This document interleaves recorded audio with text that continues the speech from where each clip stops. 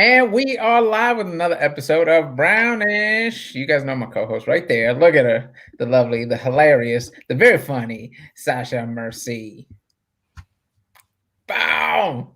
My God, today's a dope ass day because we get to interview one of my friends. Mm-hmm. One of my friends, a writer and director. So I'm so excited to have her on. Mm-hmm. And I just feel like, COVID has been keeping us apart, which sucks because I just want to be home.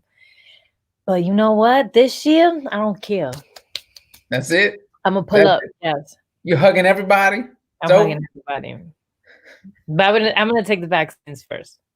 Yeah, real quick. Like once things open back up and you get that first hug, do you think that first hug might get a little creepy because we haven't had a human touch?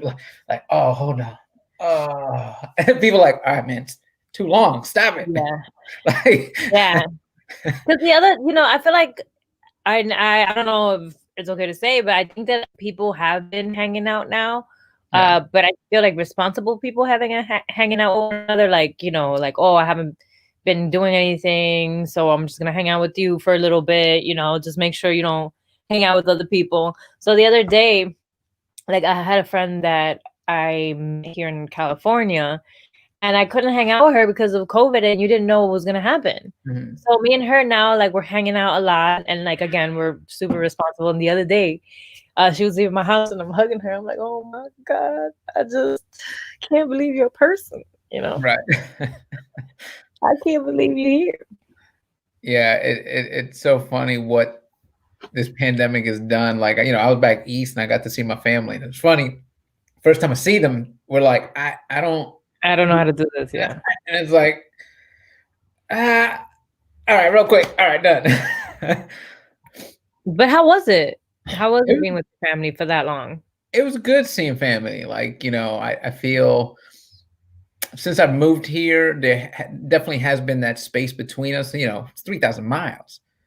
But I think this pandemic has made it even harder because I know you still have FaceTime and but like now you're going through like this experience and it just feels like you're on your own. Like even, doing these lives and like, we've checked in on one another, like you good. And we do go through these ups and downs and it's harder because you're not living your normal life. You're not doing we're not going to comedy clubs. We're not going out and just talking to strangers at Trader Joe's. Like you're not doing those things anymore. So now you're even more secluded and away from family and friends. It just gets harder. I have my wife, I got my kids here, but it's still like, I don't see my mother, my uncle. I know they're going through stuff and it's a lot. Absolutely. I completely agree. I just found out because I have family in Georgia. I just found out that my cousin's husband and her kids have COVID.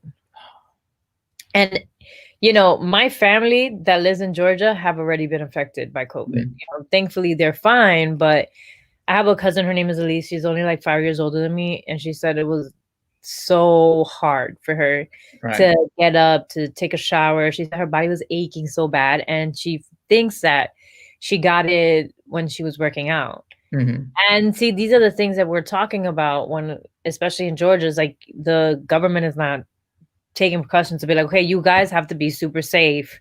We got to shut some things down when things are open. Things are like so open over there. So it's literally affecting everybody and especially my family, but I'm grateful that they're fine and, they're taking care of themselves. Okay. Well, people wishing you a happy new year. I'm part of the show too. I get nothing. Happy New Year, Claudia. Oh man. But we got a great show today. I want to jump right in. This is like you said, your friend. She's a dope director, writer, producer. You were in that film that you weren't promoting on this show that you kept secret from me. I had to read on deadline like I was the wrong person. You were like, no, it's just like, oh, you found it? Why you saying it like that? I did not keep secret from you. I didn't. Is it like, how like you didn't tell me your birthday? Remember, like, no, it's the same thing. So it's like, you don't know when to drop it in. You don't know how, when you be like, oh, I'm in this really dope film, catch it. Yeah, like, you don't know when to drop it in. Well, I'm excited to have her. She's the writer, director, producer of Lo Mio. Big ups to Diana Peralta. Hi. I miss your face so much, Sasha. I need you to come back home soon. Literally. New York is so sad without you. No, honestly, your family is like my second family, and I need to go over there. Seriously. Yeah. Come home, Eric. You got to come back so we can meet, because I didn't get to meet you in person either. But we'll have a mini New York reunion as soon as it's safe, and we'll be drinking a lot and hugging a lot, because I know you said before you're missing the hugs. And I'm a really good hugger, so I might make it awkward. I might just lick your face. I'm at that point where I just miss human contact. I'm just, and people are like, "What are you doing?" I miss you. I miss you so much. Seriously, it's rough out here, especially if you're single. I live in Brooklyn with my sisters. My oldest sister has been separate from her boyfriend, who lives in Spain, and it's been super bad over there too. So she hasn't seen him in almost a year. So it's the three of us. Being stuck at home together, kind of going crazy every day. So we're trying to stay sane. It's been an interesting journey for sure. Yeah. Okay. Yeah. That's kind of cool. That sounds so dope. I kind of want to see what it's like, you three in the house, because I love Michelle and I love your sister. It's you guys are so dope together. You guys have this dope ass chemistry, especially when, people always reach out, always ask me, how did you get this HBO film? I'm don't ask me, ask Diana. Because you had a very clear vision of what you wanted, especially the connection that these two sisters had. Mm-hmm. And, it stems from your own connection. So we were able to bring that to life. But I would love to have a camera, have a little reality show, and see how your sisters are doing. Seriously, it was you've met my sisters now, and part of the prep for the movie was just us hanging out in a bar and talking shit the whole time, because I think in that moment you were able to pick up on the chemistry that me and my sisters have. Yeah. And they were a huge inspiration for the characters and for the roles of Sasha. Sorry, I always call you the character of the two sisters in the movie, which are played by you and Darlene, your best friend, D Nasty, who's amazing. She's amazing. You guys got to see that chemistry, and you just brought it to life in the most perfect way. So it was a dream come true, being able to work with you guys. So take me from the beginning. Where was this idea born from? Because I'm always intrigued. One day you just walk around oh my God, this is the movie, and you just start jotting the notes down, and then it becomes this finished product, which is now streaming on HBOMAX, which is huge. Yeah, I grew up born and raised New Yorker, but I'm also Dominican. So I grew up spending my time going back and forth between New York and Santiago, where my family's from. And as a kid, I was a total brat. I would go back to DR and just be oh, there's no water today, there's no electricity. I'm just being a spoiled brat. I want to be in New York with my friends and having fun, instead of have to hang out with my grandma in this house in the middle of Santiago with no TV and nothing fun for kids to do. So I would spend my whole summer just walking around this house that my grandmother and my grandfather built, where my dad grew up, and just entertaining myself and finding ways to entertain myself and my sister. So we'd come up with stories, and we would just wander around the house and write ideas and just be silly. And the older we got, we learned how to drink beer. So we'd get tipsy and just have these dance parties or silly moments together to entertain ourselves in the house. And eventually, as I got older, I started to realize oh, there's actually something really beautiful here. Just seeing how we adapt and change when we're there versus New York, and learning to appreciate the beautiful things over there, and not just seeing it as oh, I'm just sitting at my grandma's house and I'm super bored. So over time, I just saw that there was beauty in the house and that there was a story there. And then from there, I just started getting obsessed with the location, taking photos, and kind of creating a story around the space. So obviously inspired by my sisters, who were there with me all the time. And that's how I kind of created the story about these two sisters going back to the DR and kind of reuniting with their family. Right. Well, I think a lot of that is age. I think because I remember as real young, we'd go back to visit my dad's family in Puerto Rico. Same thing, we'd go visit my mom's family in Guatemala. When you're a little kid, you're just where's the McDonald's? Where? Right. They don't have cable, and you're just yeah. And then as you get older, you go, oh, this is beautiful. And you start appreciating those little cities, those little towns, those little villages, and you're this is exactly. Amazing. I got two boys now. If I took them now, what's the Wi-Fi? And you'd be what? Stop. Exactly. Oh my God. And imagine back in the day, we had no phones, barely any internet. Literally the power goes out every other minute there. So you're just you're just twiddling your thumbs, waiting for something to entertain you. And my mom always was like, you can never be bored. I never want to hear that you're bored. Go figure out something to do and go entertain yourself. Right. And that's how we kind of got into this habit of just like being present and coming up with stories and ideas. And, you know, you put 3 like teenage girls in a room together, they just kind of go crazy. So I kind of invented this scenario and wrote the story from there. Awesome. Yeah. Now, was it something, because I'm always, you know, and I feel like it's a question people get tired of hearing when you're talking to a filmmaker, like, you know, growing up, like what was your family supportive, or was this something you wanted to do? But I feel like the question has more weight when you come from a Latino household, you know, whether your parents are immigrants, because it's not the typical, you know, story for us. You know, it's not something that our parents go, oh yeah, mijo, entertainment, do it. Like, you know, they come here, they bust their asses and they work so hard. And it's like, no, this is for you to go to college or get this job that's going to be stable or consistent. And then we're like, no, I'm going to be an artist and be broke. I'm going to be an artist. Yeah. And then it's like, wait, what? Exactly. How do you get paid? Don't worry about it. Money might come. I don't know. Yeah. No, for sure. And my parents, they came to New York in the 80s and they studied medicine. They came here to be doctors, and they had to basically build their life up from scratch when they came here. I'm sure all of you guys can relate to that with your family story of coming over. But I'm super lucky because my parents have always been, they're both doctors, they're both scientists and like very medical and science and analytical, but they also have this like deep down love of the arts that they never had the opportunity to express or to go for.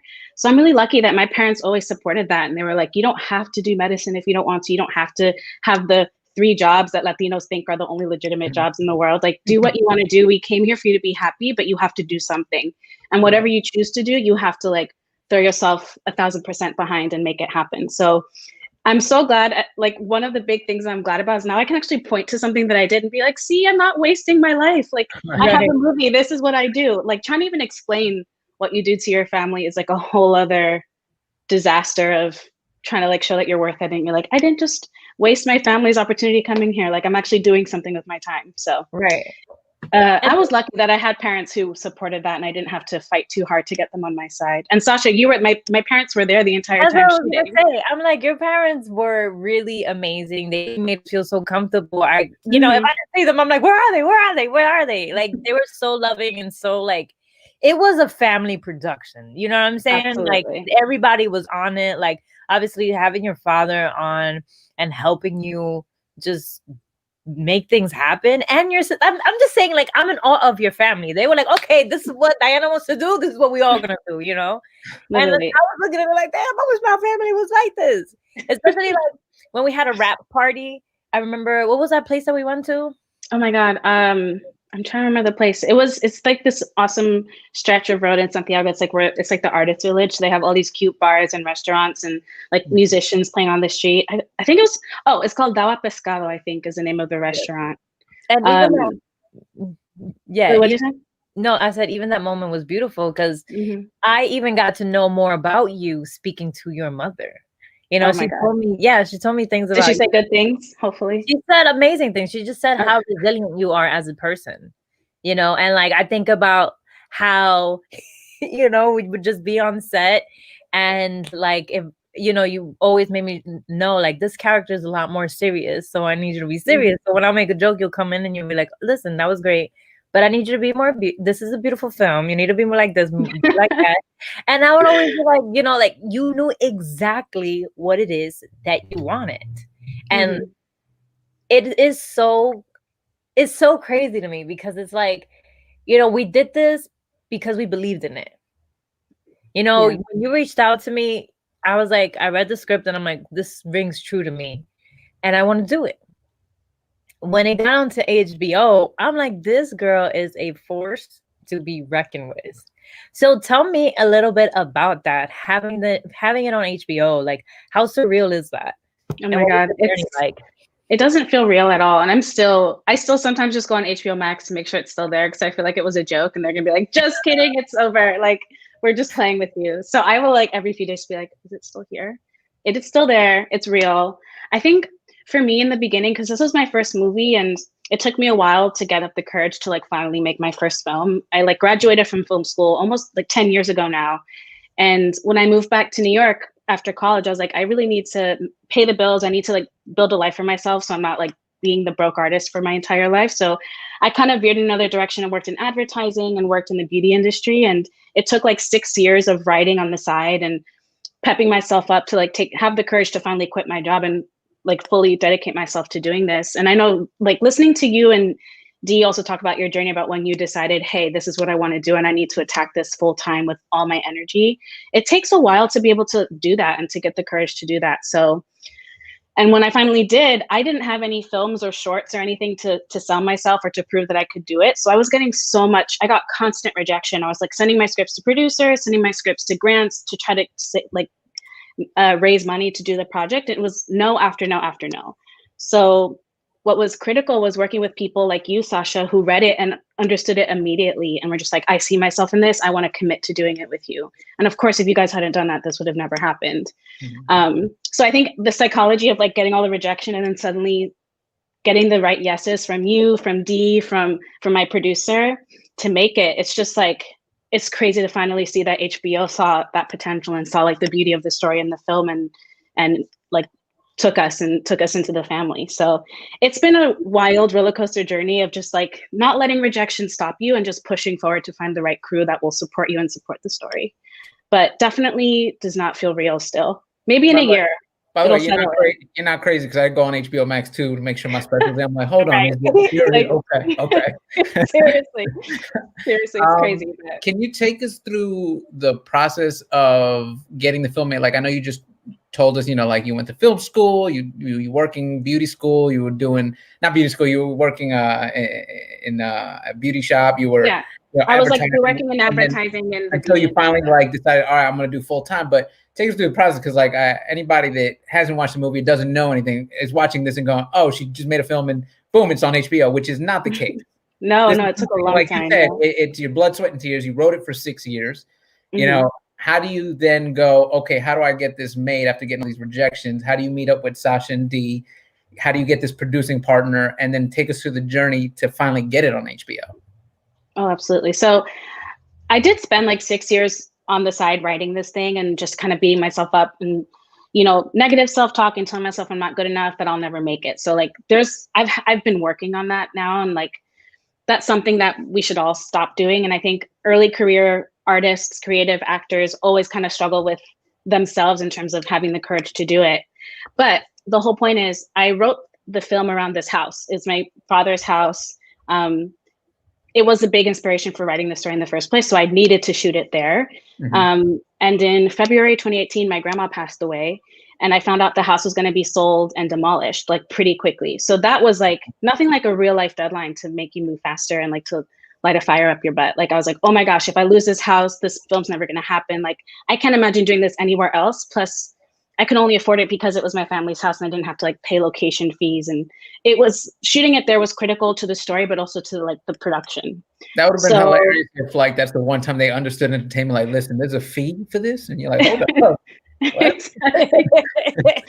Seriously. So I was like, okay. So I talked to my family, my dad and his brothers who inherited the house, and I was like, okay, how much time do I realistically have to do this thing? Like, if this is my only shot, how much time until the house is gone? And they estimated about 4 months. So then something that usually takes like a year of developing a film and raising money, I managed to do in 2 months, which was super insane. And because I was getting rejected from all these grants, I just decided to fundraise like grassroots style, like through the community, not through Kickstarter specifically, but with that style of like, hey, friends, family, anyone who has an extra $50 to throw at me. Do you believe in this story? Do you want to see our stories told on the screen? Like help support it and give us what you can and we won't let you down. We'll make it happen and it'll be good. So I got connected to a few people who raised just enough for me to like get a crew on to shoot just for 12 days in the Caribbean. So it was like a super express fundraising and shoot experience. And Sasha, I remember like we didn't even get time to prep. We just showed up. We had like 1 day of preparation, wardrobe, and like talking through the script. And then you and Dee were on set the next day shooting your first scene together. Right. And it was just like a first for all of us. I was trying to like present as this like director who knew what she was doing and had everything under control. On the inside, I was definitely panicking. I was like, we have 12 days to shoot this thing. We can't miss a beat. So thank God I had the lovely ladies who were working with me, and we would talk every scene, make sure we were comfortable. And I think that fish out of water energy was super important for the story anyway, because it is a story of two sisters who are going back to the island after not having been there for years. So that look in your eyes, Sasha, in the movie where you're like, oh my God, I can't believe we're here, that was absolutely authentic and like real to everyone on set at that time. Yeah. So it was just like, I don't know how it all worked out, but somehow we raised enough to go shoot for 2 weeks. Then I came back, I got a job, and I just started personally funding post-production and having an editor work with me every day. But it was such a quick turnaround, and my sister Michelle was my producer, and one of my best friends from film school was my other producer. So it was just like a total family effort. Like it took a village, all my friends and family coming together to make it happen. And we're really lucky, and the opportunity paid off because now we've proven ourselves and we can keep going and keep pushing for what's next. But yeah. You know, walk me through like when you told your dad and your mom and your family, like, hey guys, I'm doing this film. Are you guys on board or not? Like, were they hesitant, or they were just like, oh yeah, hell yeah, let's do it? They were 100% on board immediately. And I think part of it was personal because our grandmother had just died. My father's mother just died. And he was like, I would love to see this place and this culture captured on screen forever. And like, now that the house is gone, I always have an avenue to go back and like relive it and see what it was like. So I think for my father, because his mother had just passed, it was kind of like helped him in the grieving process, and it helped us all kind of come to terms with losing that connection that we had to Santiago and the culture and everything. So I think they all felt it was like a matter of life and death, and like, no, we have to do this now or else we'll never get to do it. And we all just kind of rallied together. I even convinced my dad to, like, he literally was with us the whole time because it was the town he grew up in. So he was a fixer. He was like, he's like, oh, you need to get this street. Let me just like give $10 to this guy and he'll like block it off for us. It was like a total village effort. It was amazing. But yeah, I think because we had so many stakes in the game in terms of like our personal family story, they just felt immediately that it was important to tell. And that's why I think they just like backed it 100%, which was amazing. I'm super lucky. I love hearing, your friends and family came together and you're telling this cultural story and this family story, and everyone's behind it. And your dad is there. He's paying people off $10 to like block the road. Like all of this is just such a beautiful thing. And I tweeted this a couple days ago, and I won't say what movie it was. I saw some movie and I was like, oh my God, this is awful. And I'm like, these people get these blockbuster deals and they're producing mediocre films. And then we got someone like you who's goes out on a shoestring budget and this masterpiece. And it's like, we just give us a mediocre deal. Like, we're not even asking right. for a blockbuster deal. We'll give you a blockbuster hit, but just give us something. A little bit. Yeah, I know. I mean, hopefully it'll get easier, but what I've loved to tell people now is like, if you get the no's, if you get the rejections, don't let that stop you. Like, do whatever it takes to get your story told. And for me, I'm lucky that I had the network of my family who was like willing to put everything on the line for it. And I found Sasha and Dee and talent who personally related to the story and thought it was important to tell as well. So it's all about finding that tribe of people who will make it happen. And now I feel like it's my story that I wrote, but I also feel like it's your story, Sasha, and that it's Dee's stories, and it's like everyone's story, and everyone is a big part of it. So it almost feels selfish to call it my movie. Yeah, you know what? That's the thing with art. Like, art is something that it comes to you, and it's almost like the spirit of the art comes to you, and you just make it happen. And I just remember you reaching out to me, and I just said yes because I believed in it. And that was just it. Like, it wasn't like anything else. It was just like, oh, like, I really believe in this. Now I don't only want to say, oh, I support my community and people in my community. Like, I really want to support. I really want to be part of it. And it's all about building from the bottom up, right? But honestly, I never in a million years knew that it was going to make it to HBOMAX. So when people ask me questions like, how did it get there? I'm like, I don't know. So Diana, tell me, like, what has been people's reaction after seeing your film? First of all, win a whole bunch of awards and festivals. Okay. So let's talk about that too. And getting it on HBO, like, the people that said no to you, have they circled back? Have they been trying to reach out? Like, tell me a little bit about that. Yeah, for sure. So the whole festival circuit was awesome. And because, we premiered in New York, obviously home city. I wanted to give us a proper New York jump start, and we got the film into BAM Cinema Fest, which is one of the best film festivals in the country, one of the best in New York, and it has all kinds of big movies, but it also really supports independent film and from all types of people. So they gave us the closing night film slot, which was huge, and we like sold it out within literally 20 minutes, 2 sold out theaters. And you had to open 2 theaters, right? They had to open an extra one. And part of that, I was like trying to brush it off to not get too excited. I was like, you know what? It's because it's New York. This is a like New York love movie because it's 2 New Yorkers who go to the DR. So it's like this community will get it, but let's see how the film performs outside of this like bubble of like Dominicanness in New York City. Because I was like, oh, maybe that's just the safety zone. How's it gonna do outside of that? Are people gonna get it? Are people gonna connect to it? Because it is such a specific story. But you should have seen, like, I was so scared. Our LA premiere was in the city, but then we went to another festival called Mill Valley Film Festival that's in Northern California. A lot of beautiful films premiered there. And I was scared because like, this is a predominantly white neighborhood. I don't know if these people are gonna understand what I'm trying to say at all, or if they're gonna connect to us at all. And I have never seen so many people who are not Latinos and not Dominican like cry in a theater. I was shocked. And they're like, it was ranged from like, oh my God, that reminds me of my grandkids. Oh my gosh, my mother just died and I feel this so completely. I just went through this process of emptying a house with my siblings. Or I had a Korean girl come up to me like crying. She's like, my grandmother just died and I just missed seeing her. I couldn't get to Korea in time. And like, this just felt like the closure I needed. Like so many people responded to the story that was so specific to my life and my culture. And I was shocked to see that happen. So I think there's something there, like it might be a specific story to me, but it was universal for many people and they saw themselves in the movie, even though they're not Dominican or Latino or New Yorkers. So that for me was like a huge relief. I was like, okay, this isn't just a niche story. Like this is something a lot of people can relate to.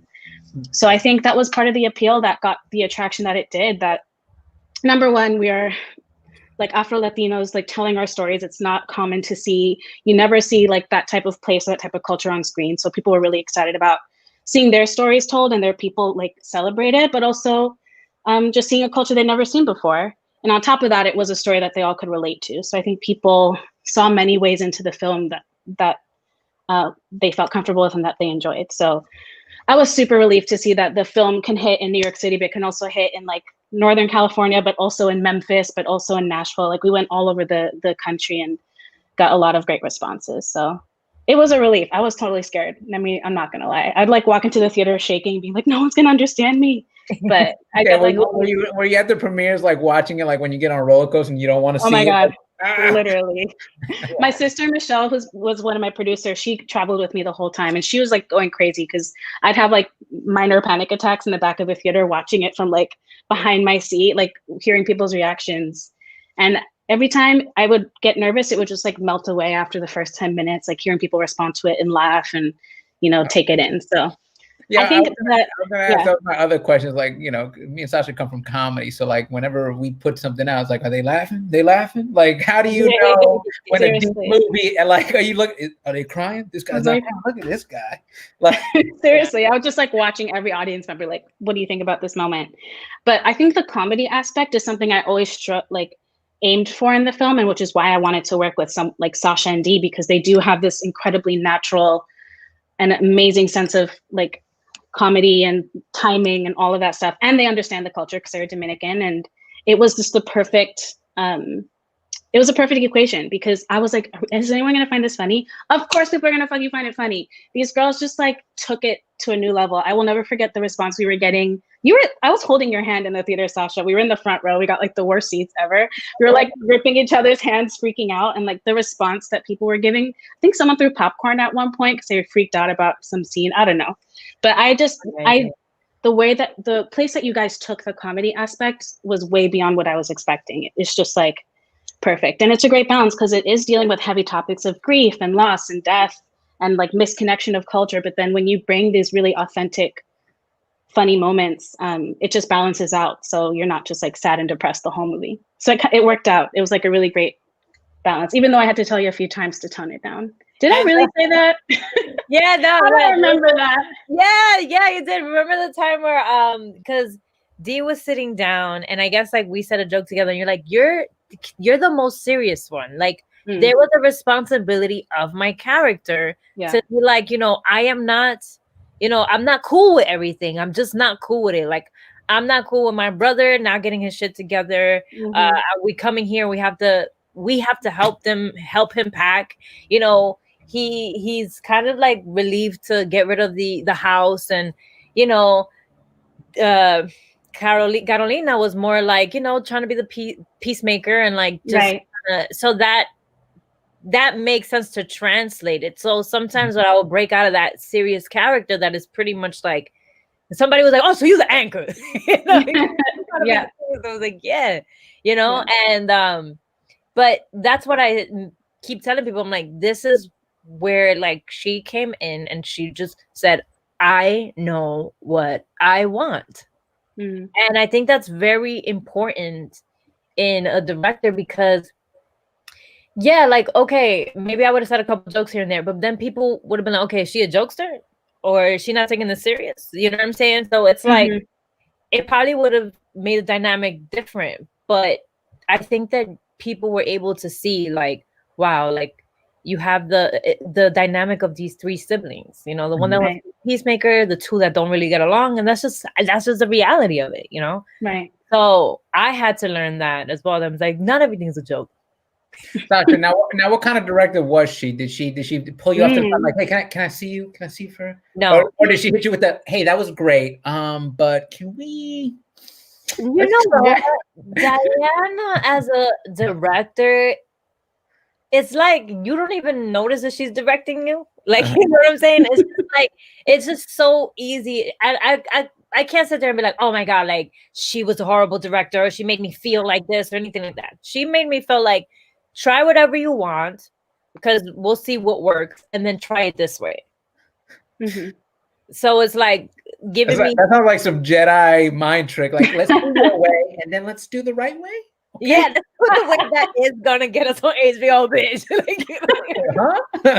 No, I mean, that is such a good point, because I wanted, what was important that we built into the schedule and the process was enough time to get what we needed, but to also play around and improvise and like have fun with it.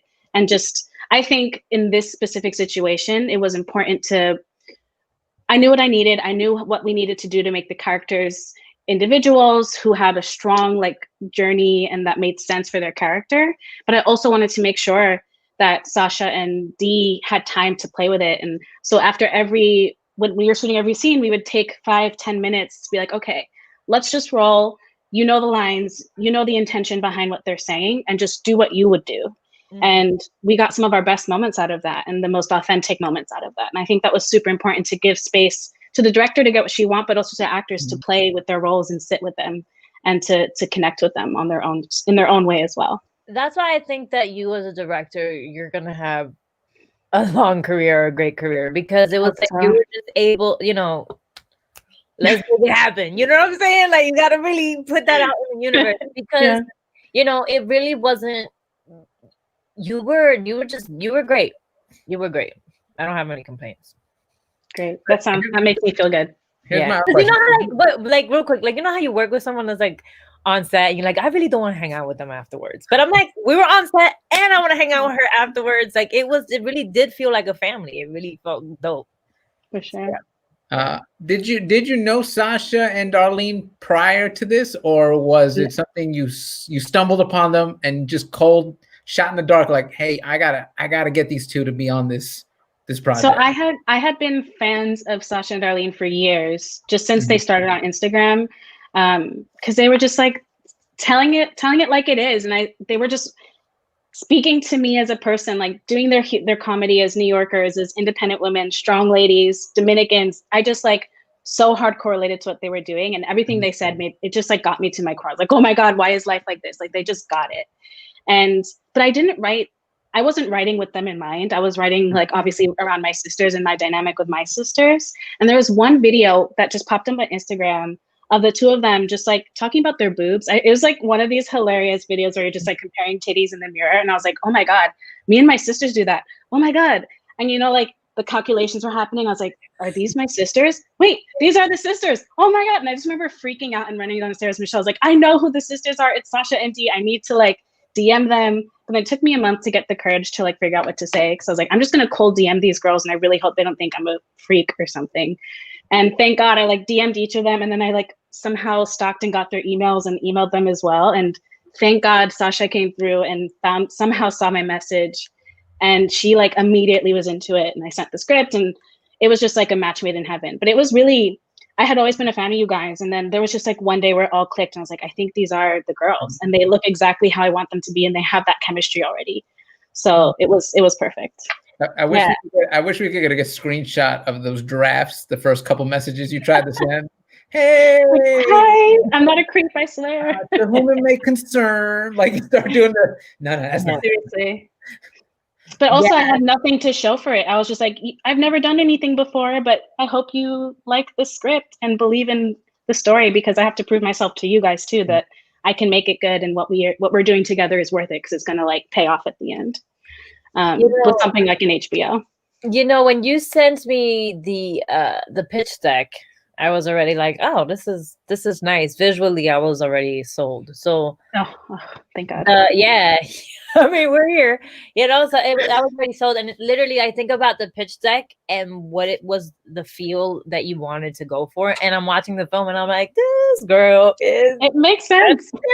Yeah, you know, you're very serious. So, you know, you were talking about having nerves, trying to find the courage to, you know, reach out to the people that you wanted on this project. But also tell me how you feel about yourself afterwards. Mm-hmm. Do you like, are you seeing yourself outside of yourself? Do you understand when to like mute that voice that's telling you you're not good enough? Like, how do you see yourself now? I think the success of Lo Mio has validated that what I wanted to do and where I need to be is absolutely where I need to be. Like, I'll remember that moment being on set where I was like, oh shit, I actually really love doing this. Like, this is what I need to be doing.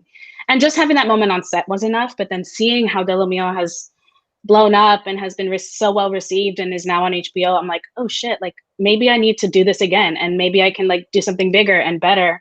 And I definitely battle with like that imposter syndrome of, oh, this was like a lucky mistake, it's never going to happen again, and having to shut down that voice and just focus and write and try to be creative. It's difficult to do, because I think after just getting so many no's and being a woman in the industry and being a Black woman in the industry, you just don't see a path for yourself to get there. And it's just not easy. And it is lined with rejections, but you just have to like, I hate saying like develop a thick skin, because I think feeling these things is normal, and like people should talk about it more and normalize it. Because I don't know anyone who's 100% the most confident person in the world who's just like, I'm the best and I'm going to do it. Like, no one is. They might be saying that, but on the inside, it's a different story. So I like talking about these feelings of insecurity and imposter syndrome, which is so common with artists and actors and filmmakers, of feeling like you're not good enough and it's never going to happen again. But it will, and you just have to like push through that. And I like, before going to the movie, I was panicking, and I was like Googling mantras to tell myself, to convince myself that it was the right move. And I came across one that said, feel the fear and do it anyway. Like, the fear is normal, and you're just gonna have to learn to live with it and just keep pushing forward. So I still feel that today. I'm like, great, HBO happened. I need to prove it to myself again. And I think that's like maybe the Virgo in me, who's like the constant perfectionist who always wants to like do the right thing. But it's definitely a balance of having that drive and commitment to doing it, but also giving yourself space and being kind to yourself. Because like, how are you going to create and write if you're like constantly just putting yourself down? So I'm definitely in this weird in between of trying to let go of that, but also open up and figure out what my next story is. So that's what I'm doing now. Such a Virgo. Right? I know nothing about this. Sasha's been telling me, like, every time the ongoing joke is anytime somebody says, and I hate when they make such a Capricorn. I'm like, I don't even know that. Yeah, he's a Capricorn. Oh, wait, doesn't that mean now is your birthday now? Is it today? January 8th.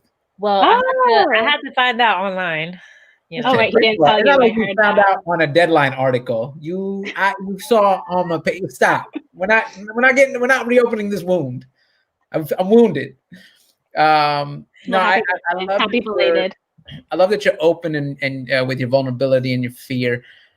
It's hard, and I think we all go through it, even more so just because this is uncharted territory for a lot of us. You know, you being an Afro-Latina director, producer, writer, you know, how many Afro-Latina writer, producer, directors can you name? It's uncharted territory. There's very few. Same thing with, you know, me and Sasha, Latin comics. There's not that many that hit these pinnacles that other comedians hit. So there's always going to be that fear. And I love that you're very open about it, because there's that new crop coming up behind us. And these are the stories they need to hear to go, oh, I'm on the right track. This fear is normal. We just got to keep pushing forward. And sooner or later, we're going to bust down that door. Yeah, absolutely. And there are directors out there who are incredible in doing it. Like someone that I obsessively read about, like Ava DuVernay is an incredible director. And she also got into directing later in life. She was working in PR before and working on like the corporate side. And she has so many beautiful things to say about just like doing it, not stop waiting for permission, stop waiting for the yes, just do what you can do to get it done.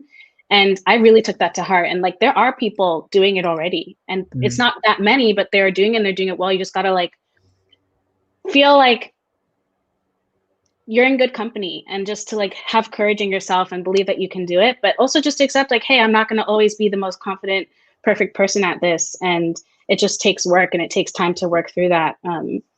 But for sure, there's women out there doing it who I love and admire, and try to like, I was literally reading all the Ava DuVernay interviews, like, how did she pull this off? How did she do it? And it definitely helped me take the leap in doing it myself. And my favorite thing she's ever said is to not wait for permission, just do it when you're ready. So, yeah. That's the same thing I tell like a lot of, you know, Latin comics who will go, oh man, there's no roles out there. I'm like, well, write the role. Yeah, exactly. Make it yourself. Yeah. Right. Write it. What's your role? What's your story? Let's do it. Last thing I want to know is, all right, so we've got Lo Mio. It's on HBOMAX. It's streaming now. What is the next move for you? What's the next goal that you hope to accomplish? What's the next story you want to tell? So I'm literally trying to figure that out at this moment in time. I'm writing a few things. Something that I'm excited to do is play with genre. I don't feel like I'm necessarily stuck in the drama space. So I'm like experimenting with writing a thriller now, which I'm a huge horror movie nerd. And I just like, it's just fun to write in that genre and write in that mindset. So I'm playing around with that.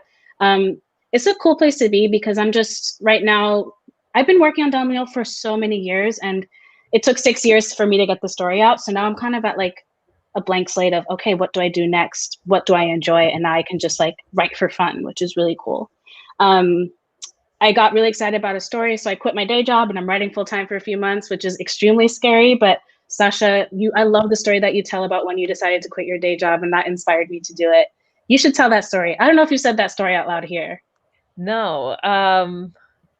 Yeah, when I went to Australia and I took mushrooms, and then I was just like, I'm going to showbiz. Like, I'm like, I'm moving to LA. Like, this is it. Yeah. And just really committing. I was like, I can do it too.